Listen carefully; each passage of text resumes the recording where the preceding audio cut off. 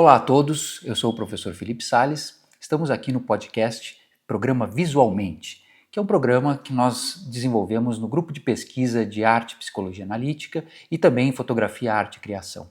E hoje nós vamos falar sobre o manto tupinambá. O manto tupinambá é uma peça de vestuário sagrada, confeccionada com penas de guará e fibra vegetal, utilizada em rituais e cerimônias pelo povo indígena tupinambá. O retorno de um desses mantos ao Brasil, após séculos na Dinamarca, marcou um momento importante para a cultura indígena e para o Museu Nacional. O manto é considerado um símbolo de ancestralidade, memória e resistência do povo tupinambá. E para isso, nós chamamos aqui uma convidada ilustre, a pessoa mais indicada no mundo para falar sobre isso, que é a Glicéria Tupinambá. Ela é professora, antropóloga, ativista, pesquisadora, cineasta, liderança na aldeia, na terra indígena Tupinambá de Olivença, no sul da Bahia. Glicéria, mais alguma coisa, Glicéria? Então, sou mãe, sou filha, atuante dentro da comunidade, trabalho com 220 famílias e tenho um grupo de jovens, né, que representa vários dos troncos dentro da comunidade, que são 35 jovens, e a gente já trabalha nessa experimentação porque são os jovens que são o guardião da cultura. Então, a minha pesquisa se passa em vários museus, em vários lugares, mas o que é a terra mesmo, que é a base, é a comunidade como o jovem concebe e os mais jovens, as crianças, e que faz sentido para poder tudo coexistir. Que legal. E me fala sobre o manto tupinambá. O que é, da onde veio? Você tá igual o meu filho, o Ori, quando era criança, né? E ele pediu para mim, mamãe, conta para mim a história do manto tupinambá. Isso. E o desafio era como é que conta a história do manto tupinambá para uma criança. E ele fazia as perguntas para mim e o meu método foi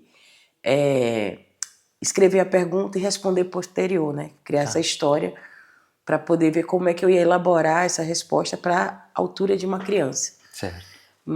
E foi desafiador, porque falar do manto tupinambá em um contexto em que a gente não tem tanto estudo sobre aprofundado em relação ao manto, na sua sociabilidade dentro de um povo, e tem mais sobre uma representação europeia, tem um contexto histórico estudado, tem testes carbono para dizer a temporalidade dele, mas a vida funcional do manto dentro do próprio território, porque o formato que a gente tem formado no nosso imaginário é dentro de estruturas de museu.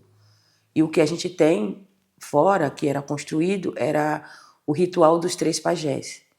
E daí não tinha mais nada.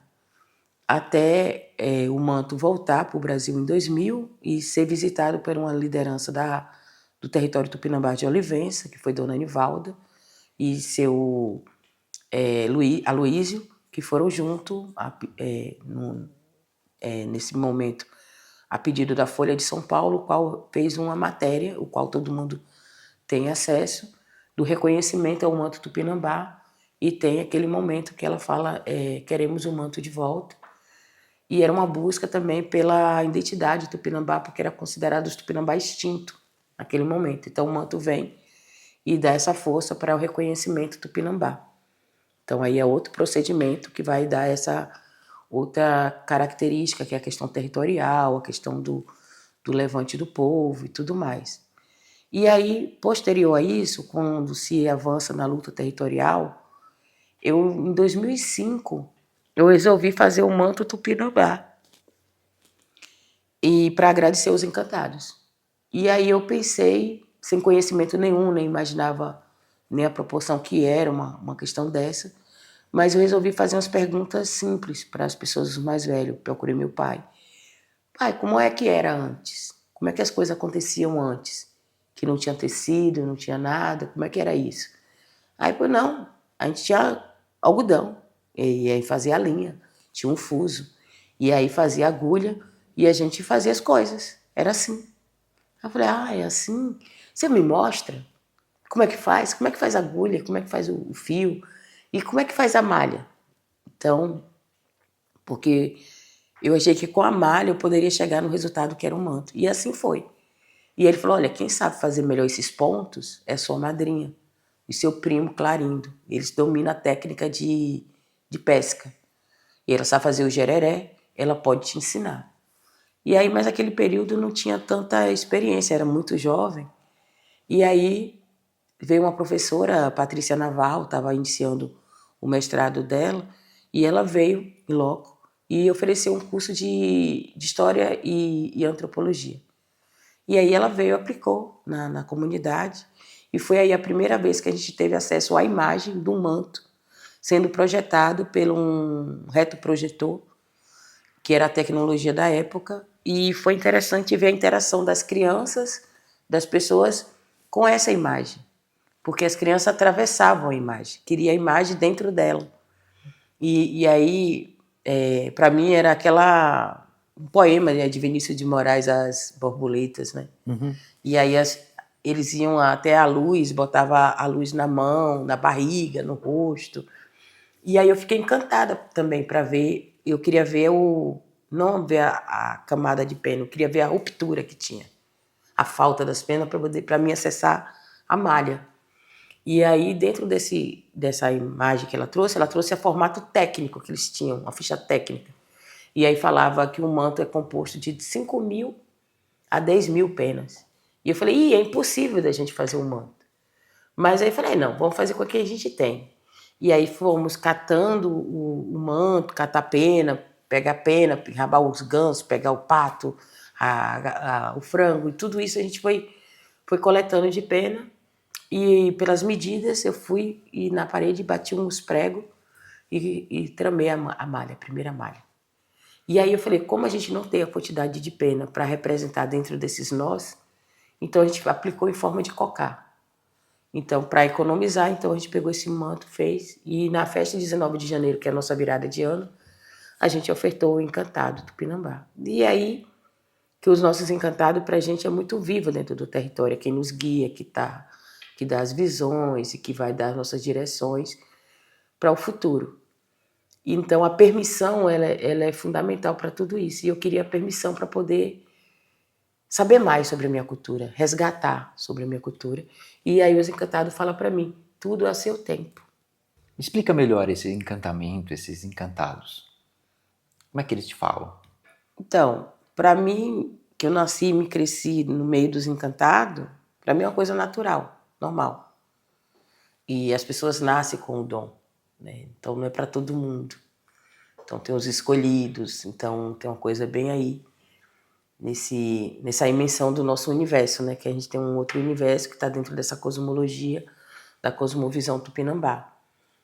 E por mais que um violão tenha várias cordas, nem todas as cordas são iguais. E nem vai tocar na mesma tonalidade, né? No mesmo tom.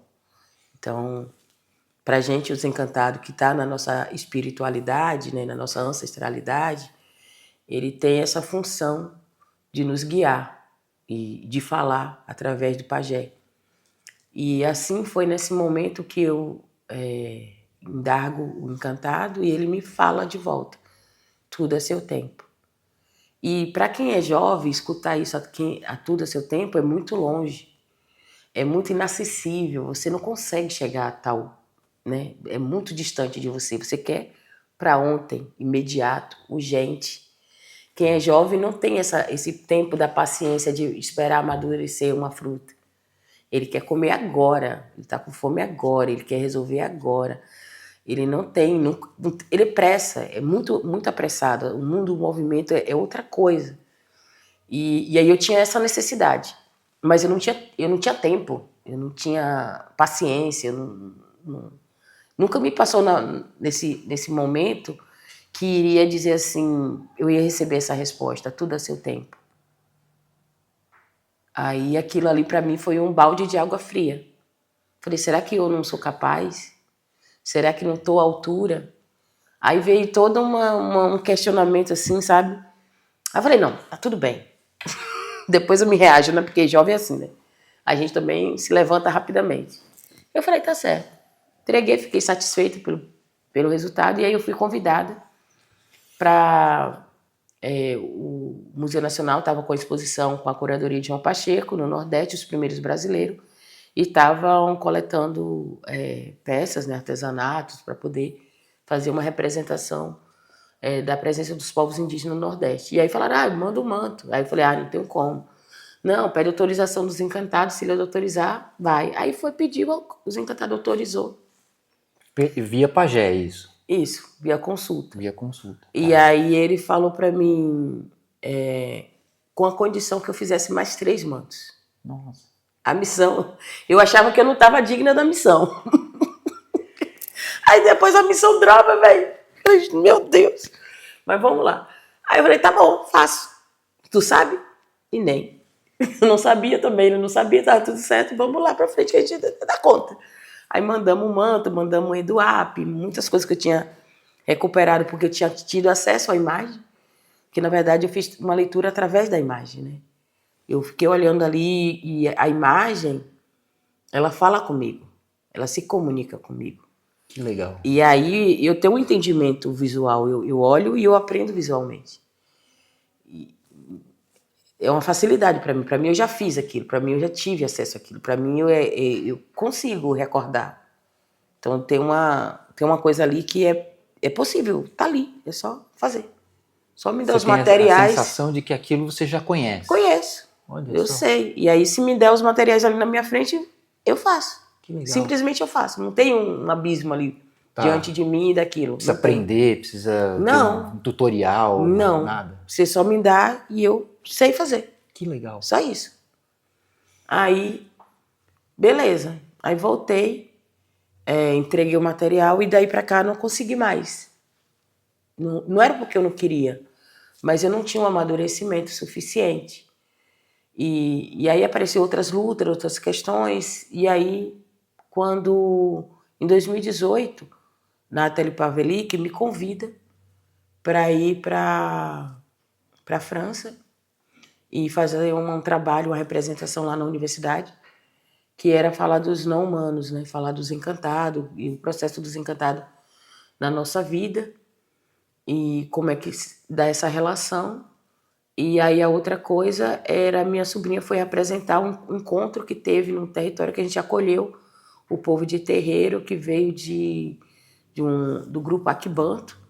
E aí eles fez um encontro lá na aldeia e aí a gente tinha recebido eles lá e aí tivemos várias fotos e aí ela fez uma exposição desse encontro, né, esse encontro de terreiro com o povo tupinambá na aldeia. E a gente expôs também lá. E foi muito legal.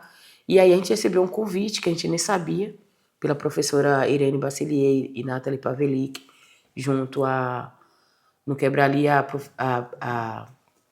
pessoa curadora que estavam presente, que era a Fabienne, ela permitiu que a gente pudesse ir lá ver o manto. Mas eu não sabia que na França tinha um manto. Eu não imaginava a relação do Brasil, dos povos, do povo tupinambá com a França. Não conhecia, praticamente bem crua mesmo, assim. E aí eu fui. A gente recebeu essa notícia dentro do metrô, de poder ir.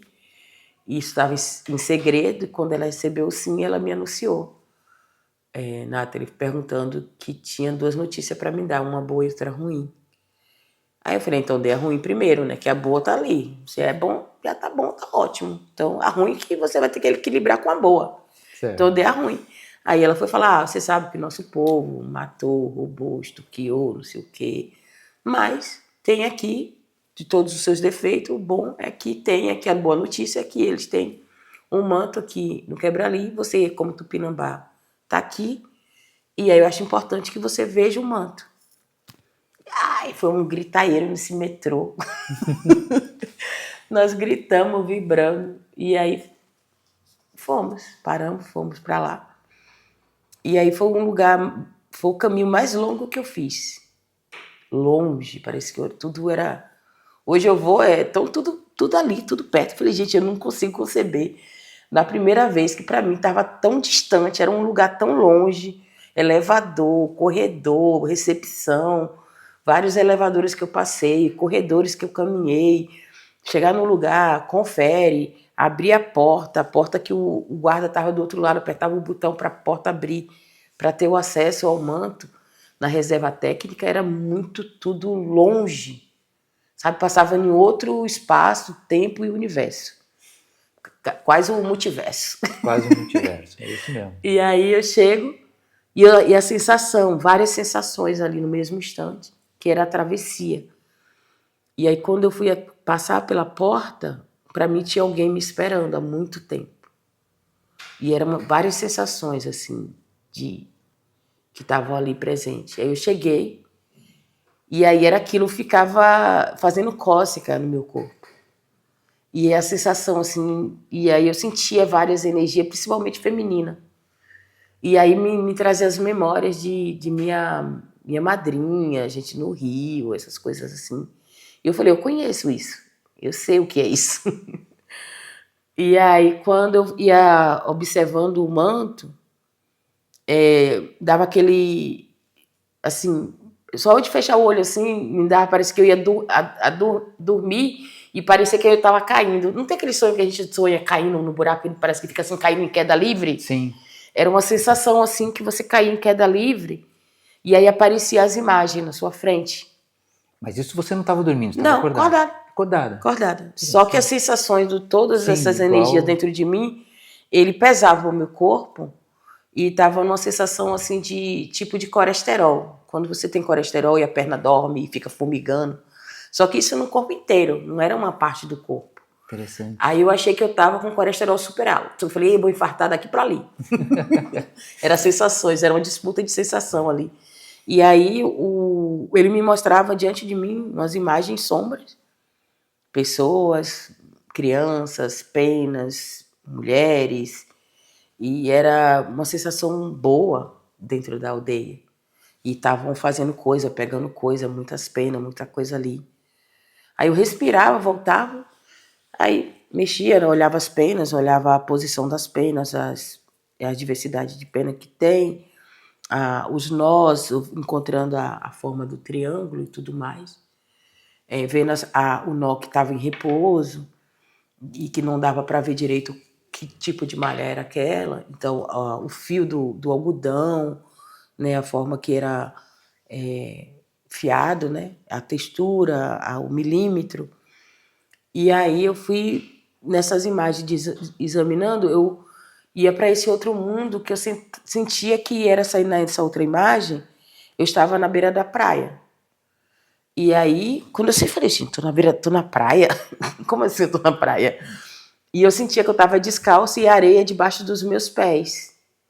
E aí quando... Isso tudo lá no olhando pro manto, França, olhando na pro França, manto. olhando pro manto. Olha que legal. E essa dimensão densa, né, era uma pressão densa assim em mim. E aí eu ia para esse lugar na praia, passava as imagens aqui na minha frente, parecendo uma projeção. E eu sentia as pessoas, e eu sentia a areia debaixo dos meus pés e as pessoas ao meu lado. Eu olhava assim, tinha um monte de gente assim numa fileira do lateral, olhava para o outro, aquela ruma de gente do meu lado. Aí todo mundo olhando para frente. Aí eu falei, eu vou olhar para frente também. Quando eu olhei para frente, era o mar na minha frente. Era o oceano na minha frente. E aí tinha uma embarcação no horizonte. E aí eu sentia a sensação do que as pessoas estavam ali na frente sentindo. A saudade, algo importante. E era uma coisa assim de um sentimento muito denso. E aí eu respirava de novo, voltava de novo. E aí na última imagem era essa embarcação no cais, alguém saindo, levando algo e algo desaparecia nas vielas. Era até onde a minha visão conseguia ir. E aí tudo fica escuro. Aí respiro e eu falei, gente, e a energia era essa sensação de mulheres e mulheres que fizeram. E aí eu não sabia como dizer, eu falei, gente, peraí. E aí eu entro em conflito porque as pessoas falam que objeto é objeto e objeto não fala. E objeto não se comunica. E aí tem uma sensação ali. Eu começo, falei, e agora? Como é que eu lido com isso? Aí, mas como eu sou do território e a minha cultura é bem abrangente e a gente tenta entender isso de uma forma mais ligada à nossa cultura, Aí eu volto e converso com os mais velhos, porque os mais velhos vai dizer quais são, o que é o caminho, o que é que é entender isso. E, mediante eu ia falando, eu estava entendendo que o manto estava falando comigo. O manto é feminino, o manto é feito por mão de mulheres, e o manto é portado por mulheres, e o manto tem uma espiritualidade, tem uma comunicação. E eu consegui escutá-lo. Não só escutá-lo, mas ver algo. E aí começou a minha investigação.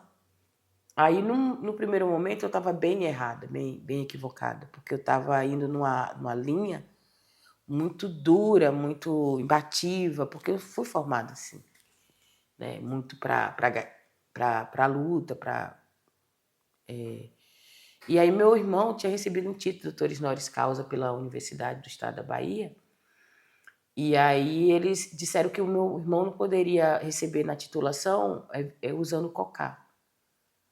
E ele tinha que ser de beca. Eu falei, mas está meio equivocado, né? Se ele reconhece o conhecimento indígena, eu acho que a pessoa tem que estar tal qual. Mas era o rito da universidade.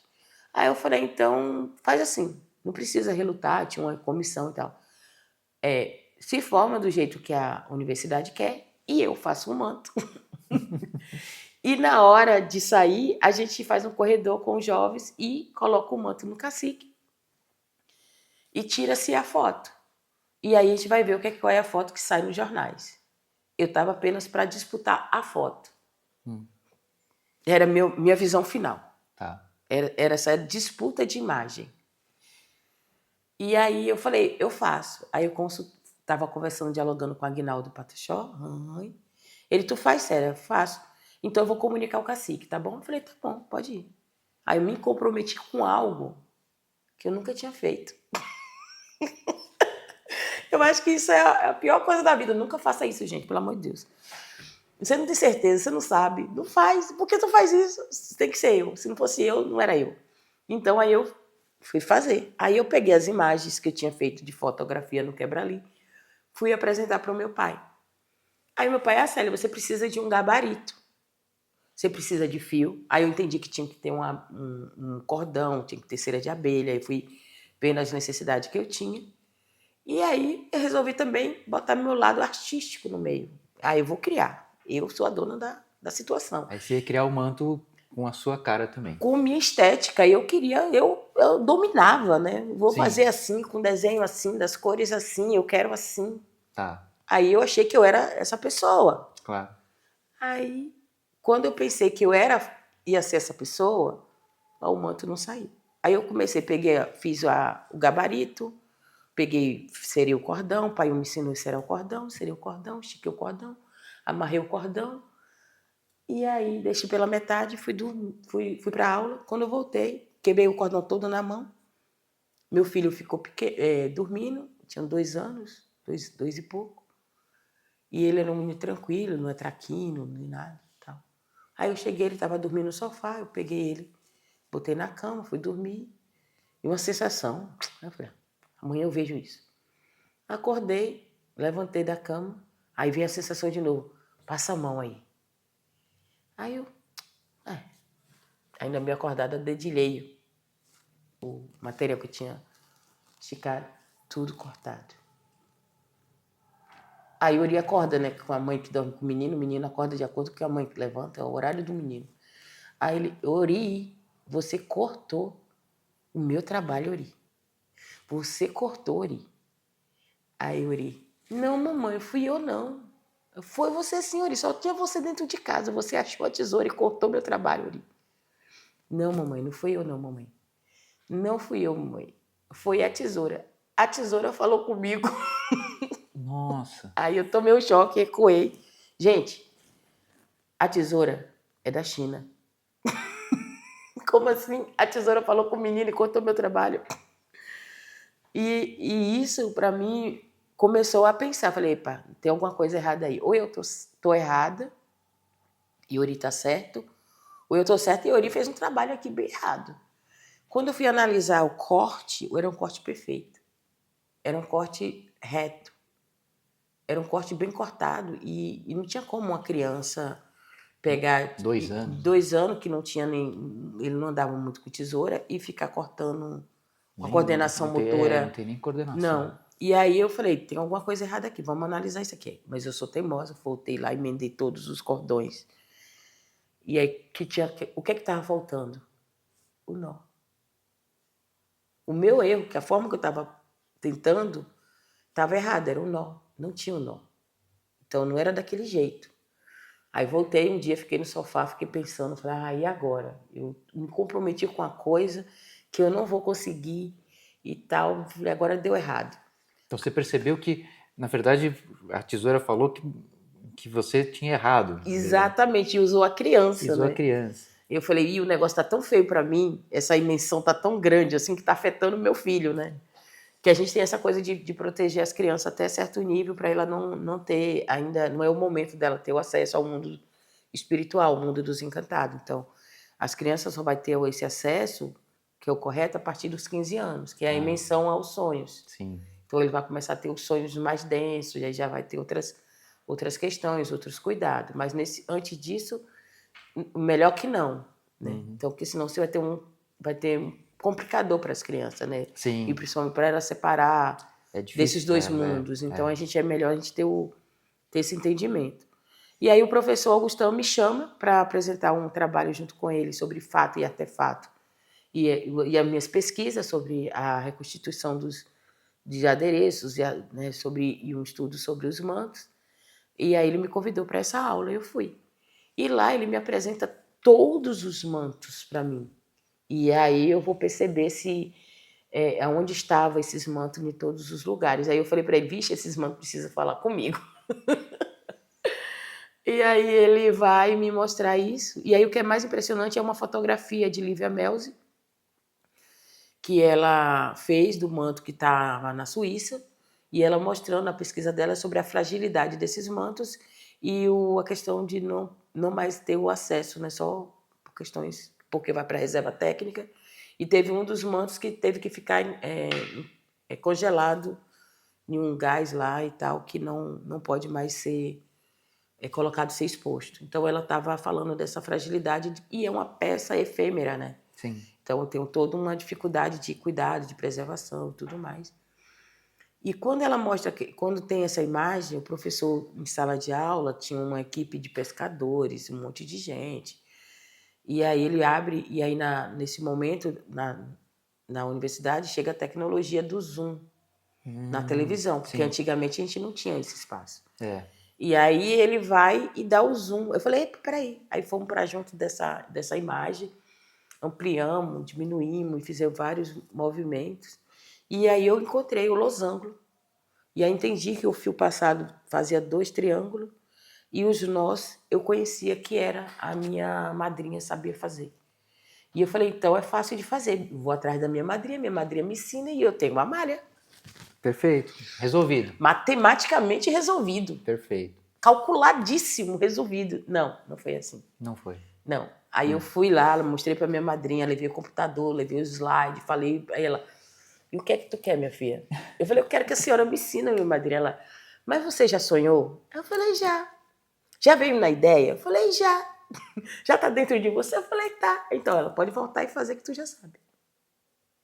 Acreditei nela, voltei, peguei tudo, montei na moto, voltei para casa. Quando chego descendo da moto, eu vou entrando de casa, amarro o passo, que eu lembrei, minha madrinha não me ensinou. Como uma boa professora, pegar na mão e poder fazer, né? As crianças não ensinam a aprender a fazer, a contornar letra, a professora, a mãe não pega na mão. Isso.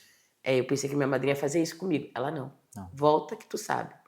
Aí eu pulei na rede e fui conceber e analisar as imagens que eu tinha recebido do quebradinho. Eu falei, peraí, tem alguma coisa aqui errada. Eu tô andando em círculo, eu tô fazendo coisa que não deveria. E aí eu fui conceber essas imagens e no momento que eu parei de relutar e querer fazer do meu jeito, as coisas veio. E aí, num piscar de olho, eu tinha uma malha. Apareceu uma malha. Eu fiz a malha. Não. Ainda você fez a malha? Eu fiz a malha de acordo com as dimensões das imagens que eu tinha recebido e eu parei para meditar sobre essas imagens. Sei. E aí eu fiz. No piscar de olho, eu tinha uma malha. Nossa. Aí eu usei o dedão do pé para fazer o coisa do capuz, aí eu fui entendendo. E aí surgiu a malha, fiz a malha, e aí que surge o primeiro manto do Cacique Babau. E aí eu fui... Minha mãe tinha um projeto também, estava acontecendo nesse período, que foi o período da pandemia. A gente tinha um projeto de criação de galinha. E aí ela foi para lá ver se... olhar as galinhas lacuninha e tudo mais. Aí ela... Célia, eu trouxe aqui para você um saco de pena. Aí manhã trouxe. E eu pensei que manhã ia trazer as penas brancas, das galinhas brancas. Porque aí, se ela trouxesse as penas brancas, eu ia criar um desenho. Porque eu sou essa pessoa criativa. Sim. Não. Aí manhã mandou as penas, aí eu fui separar direita e esquerda, tal e tal, organizar tudo. Quando eu contei, era 600 penas. E aí eu fui aplicar essas penas, apliquei as penas. Aí depois eu subi para casa de manhã. E aí, Célia, já terminou o manto? Aí eu falei, não, manhã, e aquelas penas? Aí eu falei, 600 penas. E aí, já deu pra botar tudo, encheu tudo? Eu falei, não, manhã, deu 100 linhas. Só 6 linhas. Aí ela, e tu vai ter tanta pena assim pra botar aonde? Ela, quantas penas pega? Eu falei, manhã, 4.500. Nossa. Dá trabalho, né? E aí eu sei que no final de contas vem todo um ensinamento. Então, entrei num mecanismo de entender e de escuta. E aí os pássaros começaram a vir falar comigo. Aí eu comecei a sonhar, e aí os pássaros vinham no sonho e dizer se eu estava certa ou errada. Nossa. E aí foi todo um ensinamento dentro dessa cosmovisão, né? Eu chamo cosmogonia. Sim.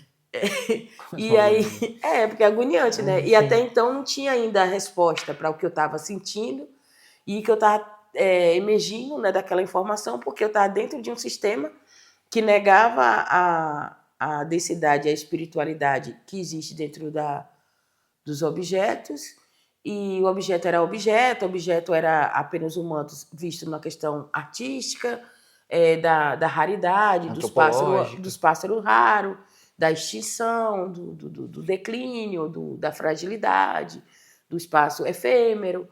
E aí eu estava lutando contra tudo isso, né? Eu estava vendo outras coisas, estava tentando ver outras coisas. E a escuta do próprio território. E é tanto que esse manto que eu faço, ele tem a cor do território.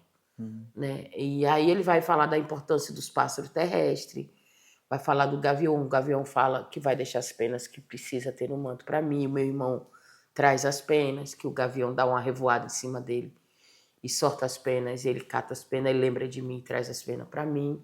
As crianças começam a fazer uma mobilização de trazer as penas. Meu filho, sobrinhos, cata no terreiro uma pena e traz para mim com perguntas. Porque não é só sentar lá e fazer e tecer ou amarrar o manto. Não. Tem um movimento acontecendo dentro da comunidade que aí vem uma criança e pergunta, isso aí é um manto? Aí você responde que sim. Aí ele dá uma pena para você. Quem vai usar o manto vai se tornar um super-herói? Aí, quem vai usar, eu traz outra pena, quem vai usar o manto vai curar o mundo?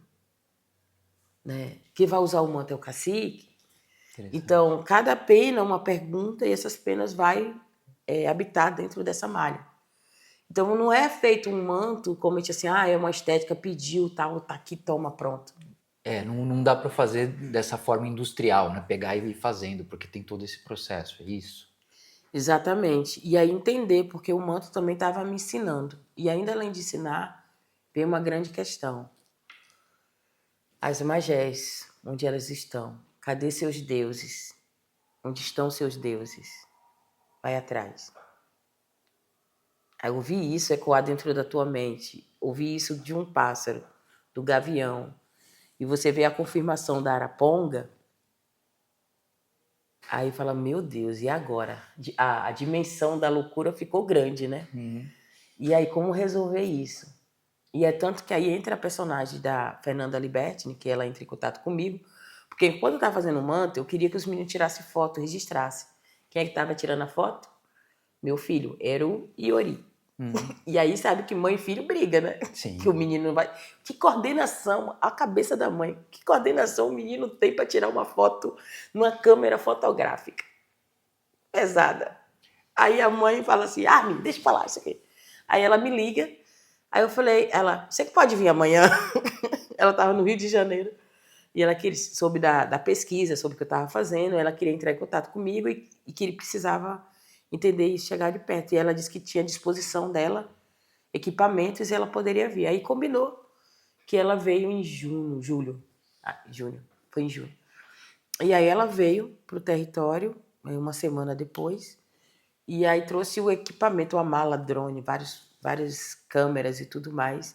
E aí ela falou, olha, eu estou fazendo um manto, tem um outro processo, e aí eu queria apresentar o manto para o território. E aí ela, não, Célia, esse equipamento aqui, tudo que você quiser, a gente faz. Toma aqui à disposição. E aí foi 1 dia, 2 dias. Sobe e desce, tira foto, vai para um canto, vai para outro. E aí a gente começou a conversar depois. Ela, não sei, ela ficou bonita, eu nem tinha dimensão do que era bonito. Tava logo no início, bem crua mesmo. Tava ainda tentando entender, ainda meio assim, meio solto ainda do que era. Procurando as coisas, e assim, ferramentas muito poucas. E aí não tinha acesso a muito material, livro, e ainda estava estudando a licenciatura, e a licenciatura puxa para outra área, não para a área que eu estava querendo entender. Aí eu vou, ela na hora que ela vai embora, ela me entrega um livro, Rio Antes do Rio. E quem é que está na capa? Uma família tupinambá, uma mulher com um manto nas costas, Nossa. pelo avesso, e tem uma criança nas costas. E a malha do manto é a malha que eu estava produzindo. Nossa. E essa foto é antiga? De quando que é? Muito antiga, é do século XVI, né? E aí É uma imagem ilustrada. uma imagem ilustrada feita Tá. por um alemão. Tá. Né? E aí, para mim, já tem uma resposta. E aí eu vou procurar. Ele faz 3 imagens, esse Rangel Starden, uma coisa assim. Tá. Ele é um dos ilustradores da época, e é onde ele retrata imagens de vários países, qual as suas vestes.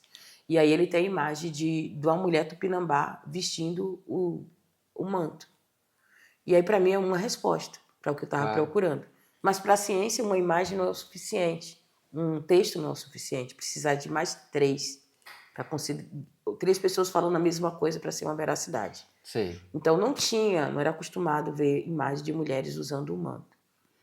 Então, ao fazer os mantos, fiz o do cacique, aí eu fui fazer o manto que, para mim, é um manto feminino, um manto embaixador, que vai para a exposição da FUNAT. E aí começa as perguntas, as indagações, em que precisa de resposta.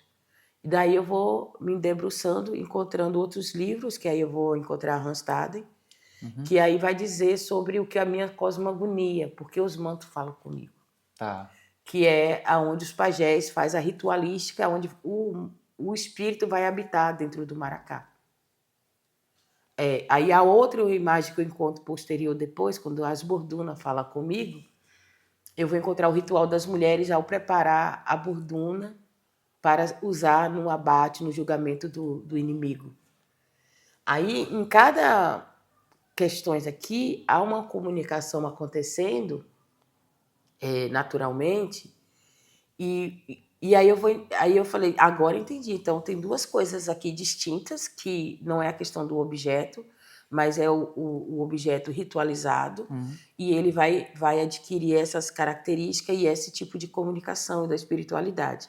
Aí eu fui entender que os mantos se comunicavam. Nossa. E aí eu comecei a entender o que tinha a ver com esses mantos que eu estava fazendo dentro do território, e que tinha toda essa dimensão espiritual, que desde o sonho, do envolvimento da comunidade, das crianças, do território, dos pássaros, que tipo de aves que vai dentro do manto, que eram aves domésticas, apenas coletadas dentro do território.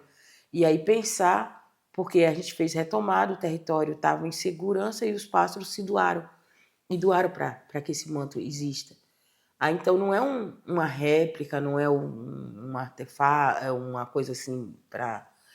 Mas ele me possibilitou de colocar esses questionamentos para outras pessoas tentar me dar resposta. Porque se você tem perguntas, quem vai te dar as respostas? E aí muitas respostas que eu tinha e pergunta, e o espaço mais seguro que eu tenho é o mundo dos sonhos. Claro. E lá é um lugar que eu aprendo. Sim. E é um lugar que eu trago para minha mãe faz para mim a leitura dos códigos. Olha só. E aí, então, isso para mim ele é fundamental. Quando a gente sonha, o sonho é coletivo, os sonhos, precisa que o outro traduza para a gente, por causa da emissão. Claro. Então, para mim, a gente faz todo esse roteiro, né? E aí, entendi que eu tinha que continuar a pesquisa quando eu chego no Rio de Janeiro e a pedra do Pão de Açúcar, na Urca, que eu fiz uma caminhada, e aí eu fui recebido primeiro por uma perdiz, e depois, quando eu desci, vi uma emissão, e a pedra fala comigo, que era para mim dar continuidade aos meus estudos no Rio de Janeiro. Olha só. Aí eu falei, não vou não, que não é minha aldeia. Aí vou assistir o pôr do sol, lá do outro lado, né, para ver a cidade, o pôr do sol descendo, que todo mundo faz isso lá. E aí veio de novo a pergunta do pôr do sol para mim, vem estudar aqui no Rio. Aí eu falei, eu não. Ele, vem. Aqui também é aldeia Tupinambá. Olha só. Você dá continuidade aos seus estudos. Aí eu falei, então tá bom. Aí o professor mandou o filho dele vir cá, falou comigo, eu aceitei a proposta, participei do edital, passei em primeiro lugar para o Museu Nacional. Nossa, que legal. E aí foi esse trabalho, essa escuta que me levou aos museus, e aí eu chego na escuta do manto de Copenhague. Porque aí em 2022, o João Pacheco, né, entrou em contato com a gente está construindo desde cerca de 20 anos já uma coleção para o Museu Nacional, o museu pegou fogo e tudo mais. E meu manto, o primeiro manto está dentro do Museu Nacional, não queimou. E aí, com isso, ele falou, não, vamos mandar uma carta? Eu falei, não. Aí ele consulta os encantados. Aí eu falei, aí muda de figura, né? Aí a gente foi, consultou os encantados, faça a carta. Olha só. Mas precisa ir fazer uma escuta para saber qual manto volta. Olha só. Não é qualquer um. Interessante. Então tem que ir escutá-lo. Tá. Aí o pessoal do Copenhague mandaram um convite para mim participar de um workshop. E porque eu já tinha um trabalho, meu trabalho já estava ressoando, já tinha saído, ganhei o prêmio da Funarte, tinha uma circulação, então tinha o texto da revista Zoom, saiu em 21, né, 2021, e o volume 21 da revista, e é onde eu estou discutindo sobre a visão do manto. E aí, então, já tinha uma circulação muito sobre o meu trabalho, e aí eles me convidam para me apresentar um pouco da minha técnica, fazer um workshop e tal.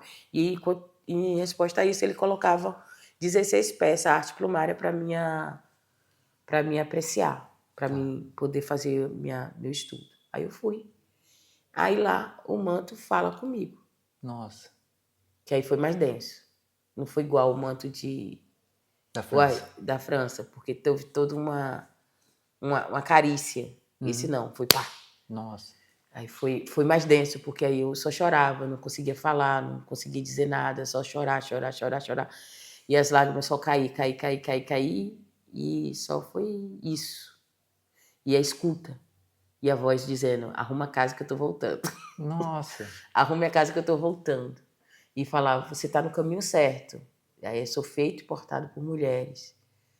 Aí você tá no caminho, você vai encontrar. Eu questionava eles, e eles me davam mais certeza, mais caminho para me continuar caminhando. E que estava preparado para voltar, era só para arrumar a casa. E fizesse os rituais dos inconscientes. E aí eles deu as coordenadas, beleza. Sentei com o embaixador, aí eu falei, embaixador, aí ele, e aí, como é que foi lá? Eu falei, foi bom, foi tranquilo. E aí? Eu falei, então, o manto falou comigo e disse que, segundo o manto, ele é para arrumar a casa que ele está voltando. Aí ele, ele vai regressar o manto, vai regressar o território.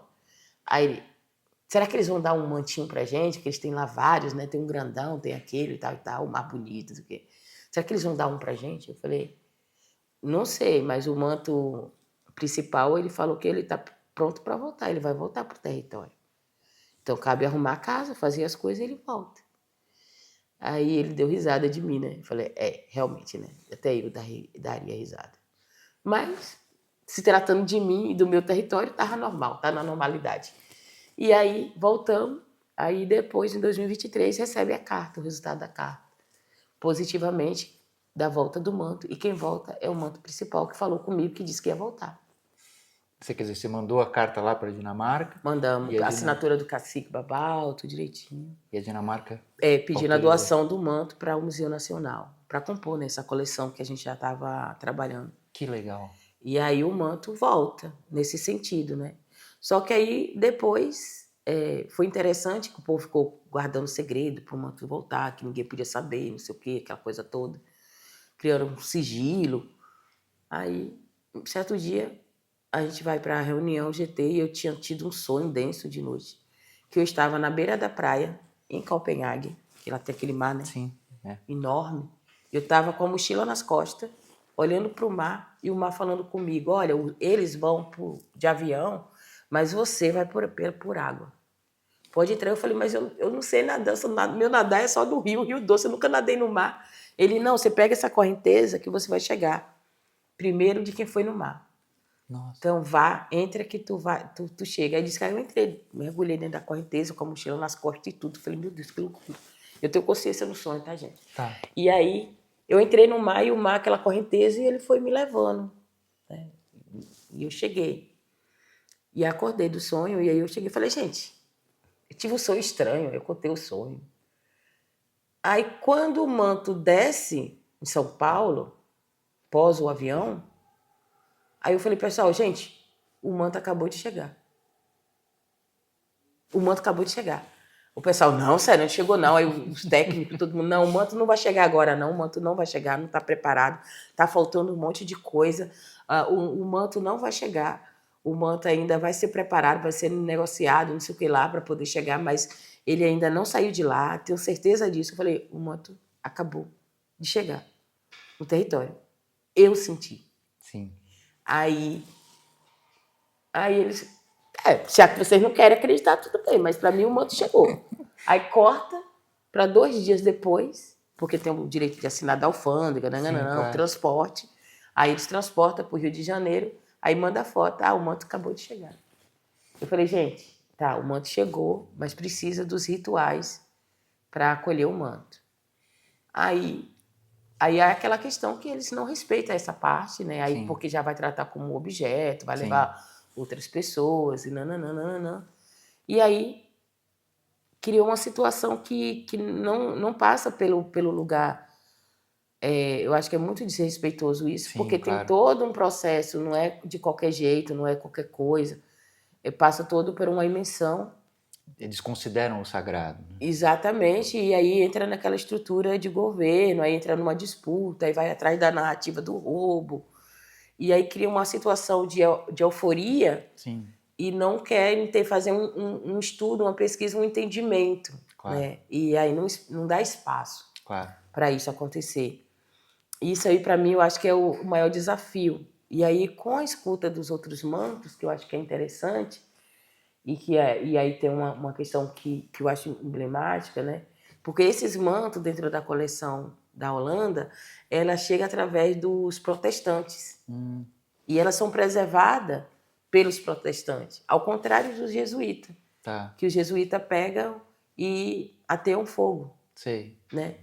E aí, para mim, é emblemático entender isso, de como a Carta de Peral Vaz de Caminha também registra a leva de entrega pelos pajés, pelos caciques, pelas pessoas, os mantos de diferentes cores, e manda, né, para Portugal, manda para outros lugares, e aí não sobrevive, né? E aí esses mantos específicos, e que vai colocar a presença das mulheres tupinambás, porque até então muita gente vai entender que os mantos tupinambás eles eram praticamente, majoritariamente, usados pelos pajés, pelos homens, nunca pelas mulheres. E aqui o manto me dá uma dimensão da textura, né, de organização desse panteão, sobre essa sociedade a partir dos mantos, que eram os caciques, eram os pajés, e eram as mulheres que cuidavam ritualisticamente da preparação da borduna dos prisioneiros anteriormente ao ritual antroposófico, sem ser essa culinária, né? Sem ser esse preparo culinário. Mas sim, ele vai me dar uma dimensão muito maior, que é entender de qual é a participação dessas mulheres. E aí vai entender esse lugar das magés, porque é sempre pensado nesse lugar masculinizado, patriarcal, e desaparece esse lugar das mulheres. E aí o manto vai me contando, vai me falando, vai me mostrando, e aí eu fico assim, sabe, diluída nesse multiverso. Sim. E aí, para mim, reconstruir a história, entender um pouco da história, ela vai dizer sobre essa não materialidade. Sim. Porque tudo está dentro dos museus, eles precisam ser material. Sim. Só que os museus hoje, eles detêm várias coisas que eles têm do sagrado.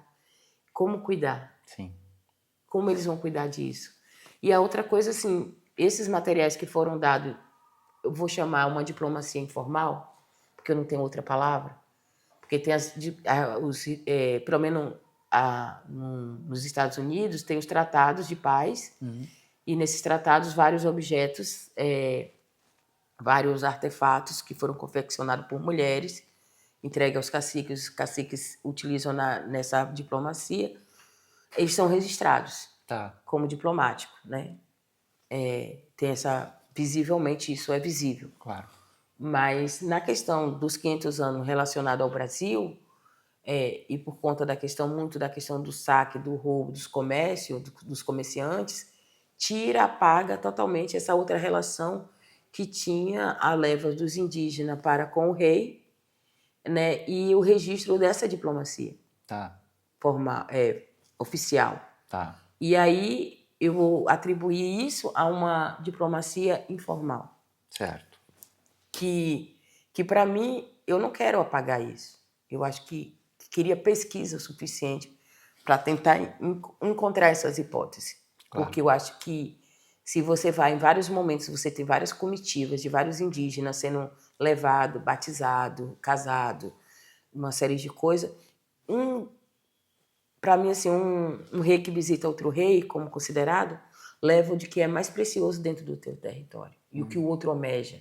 Sim. E o compromisso do outro para comigo, mesmo que o outro não cumpra. Sim. Mas naquele momento você foi diplomático. Claro. Eu digo isso porque assim aconteceu em 88, né, na convenção, na Constituição Federal, onde os indígenas do Amazonas, eu acho que vários indígenas, tiraram o cocá e colocaram Eurídice Guimarães no ato dele se comprometer com o povo de garantir garantir os artigos 231 e 232 dentro da Constituinte. Esse ato não é oficial, não é um ato diplomático oficial, mas é um ato diplomático informal. Mas esse cocá, com certeza, está dentro do patrimônio do governo, né? Sim. E aí, e aí? E aí, né? É roubo? Pois é. Como é que vai tratar isso? Tá certo. Uma outra pergunta, Glicéria. Qual era a finalidade ou a função, do ponto de vista do sagrado, do espiritual, do manto tupinambá na tradição da sua etnia? O que eu achei mais intrigante é como os pajés tratam essa indromedária, nessa roupa, porque ela tem a ver com os clãs familiares. Cada clã, ele confecciona seu manto. Aí é tanto que eu encontrei, dentro da minha pesquisa, várias mulheres que portam manto, mesmo aleatório, jogado em vários lugares. E esse clã, desde o papagaio, desde o guará, desde do javali, do jacaré, né? Então, cada seres que está dentro, porque a gente não tem sobrenome. Mas a gente tem pertencimento a um tronco e está sempre ligado aos animais. E aí, então, o que eu acho mais fundamental é entender toda essa dimensão, porque se eu reduzir simplesmente, não, é porque eles eram pajé, faziam o ritual, isso. Eu acho que é muito pequeno. Também normalizar dentro disso, não, era quem era o líder, o cacique tinha que usar, né? Então, não, eu acho que é muito mais amplo. Né? Desde os clãs, a finalidade e de qual pertencimento está se falando dessa vestimenta. Entender que as mulheres, na inscrição de um capuchino, de um jesuíta, ele descreve que sai da oca 6 mulheres vestidas de vermelho da cabeça aos pés. Ele faz uma menção ao demônio, igual a um demônio, dançando e cantando à sua maneira, acompanhada das flautas, que era da canela do inimigo abatido. Que são os rituais, que o ritual antropofágico acontece durante 8 meses, e o qual é a ritualística que acontece a cada período. Tá. Desde a apresentação do inimigo à aldeia, à comunidade, né, o casamento com o inimigo, para ter filhos do inimigo. E aí você tem uma amplitude, e essa descrição que o padre faz da mulher vestida, o topo, toda a descrição, ela está vestida com um manto. Entendi. E não é uma pessoa, são 6 mulheres vestidas com um manto. Nossa. Então, e cantando e dançando à sua maneira. Tá, é a nossa primeira imagem coletiva da presença das mulheres com o manto. Temos a outra imagem, que é um pouco coletiva, que é a dança dos guerreiros, preparar os guerreiros para ir para a guerra. Você encontra os 3 pajés, né, que é a imagem de Randstad e de Debré, né, que está ali. Você tem uma coletividade ali de 3 pajés, dançando e defumando os guerreiros para preparar para que ele vá para a guerra e tenha a vitória. Depois, você não tem mais uma emensão, mas tem a presença do alcará. O alcará, que é diluído dentro das imagens. Depois também tem algum momento que alguns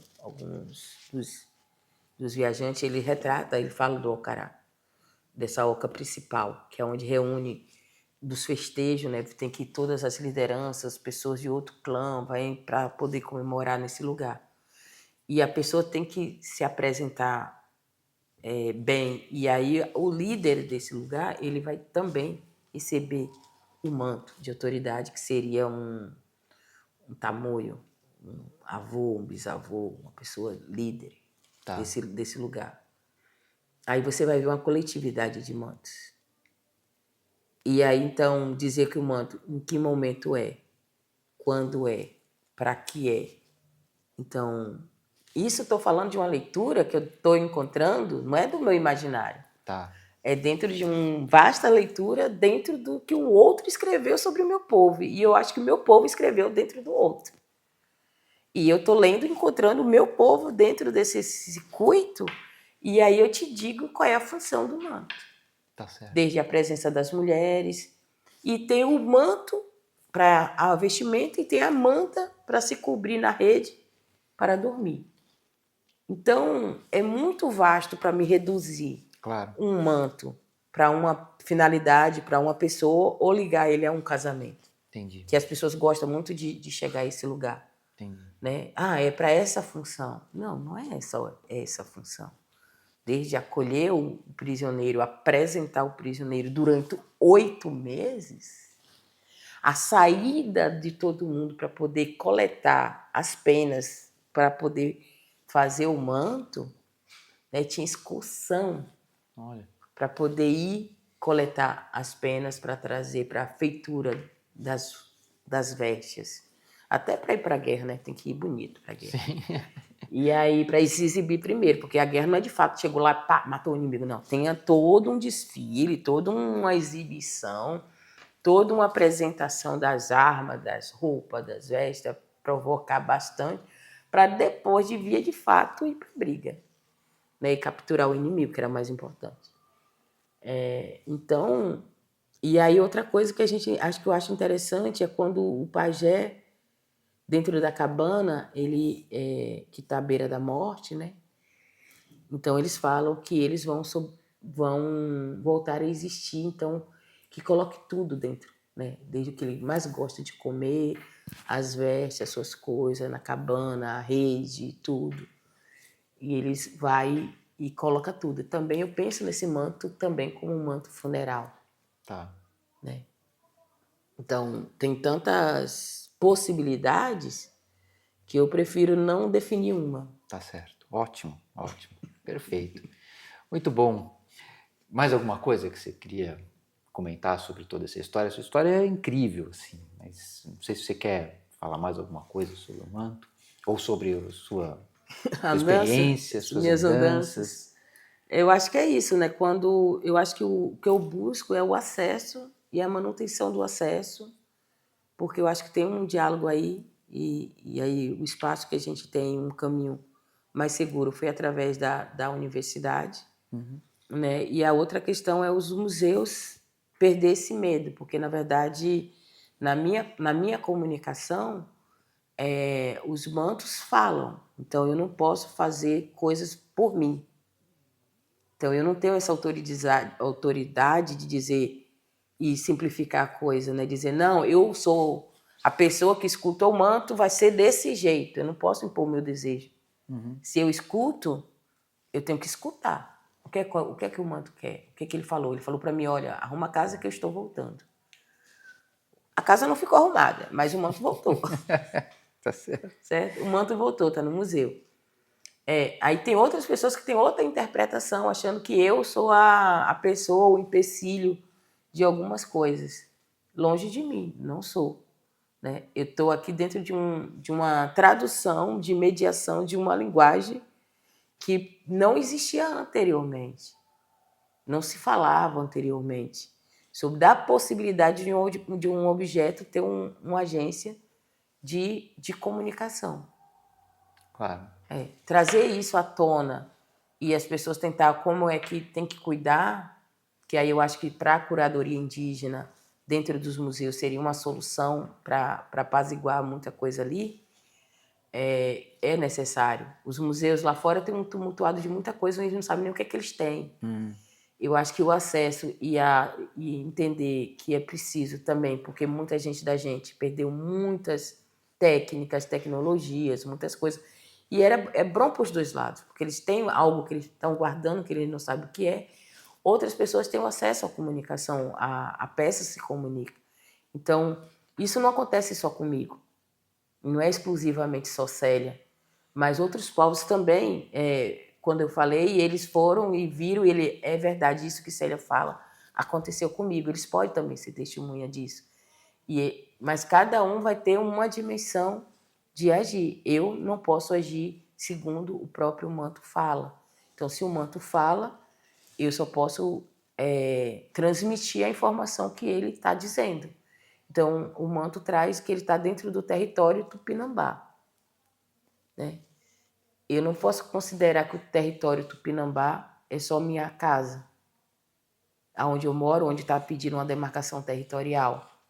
A gente está pedindo até hoje, né, essa demarcação territorial que ainda não aconteceu, né, que é o território contínuo Tupinambá de Olivença, onde são 23 comunidades. Dentro dessas 3 comunidades, uma das comunidades é a minha, né, que são 220 famílias. A outra comunidade que viu o manto em 2000 é a de Olivença, pela cacique Valdelice, e que tem outra relação, não é a mesma relação que eu. E aí, então, vai ter, no caso, algumas pessoas usou isso de má fé, e aí acabou criando uma organização para dizer que representa todo mundo, e na verdade não representa, para tomar a posse do manto, né? E criar uma outra ideia, né? Ou alimentar essa ideia do roubo, que eu acho que é muito raso, que eu acho que a gente precisa ir mais para as profundidades, né? Para poder Claro. ter algumas respostas. E o meu caminho de pesquisa agora no doutorado é ter esse entendimento para além do museu. Claro. Né? Estuda com o manto, a presença do manto, essas relações de interesse que os protestantes usaram e pousaram com o manto para conseguir casamentos, né? E a presença desse manto que está na Europa, nessa abrangência.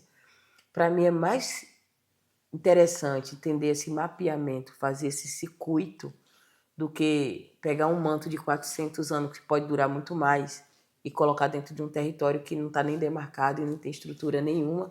Nem a Praça de Ilhéus, ou na Praça de Olivença, não tem nenhum banco para nenhuma pessoa sentar. Nossa. E aí vai botar esse manto como que se gasta bilhões para a conservação de uma peça que é efêmera. Pois é. Um desafio, né? Mas está certo. Muito bom. Eu queria agradecer muito, Glicéria ou Célia, né? Você atende pelos dois, não?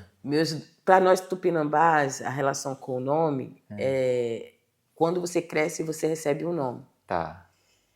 Quando você vai crescendo, você vai ao longo acumulando nomes. Olha só. Quanto mais nome você tem, mais importante você é. Olha só. Não é o sobrenome, é os nomes que você vai acumulando ao longo da tua vida.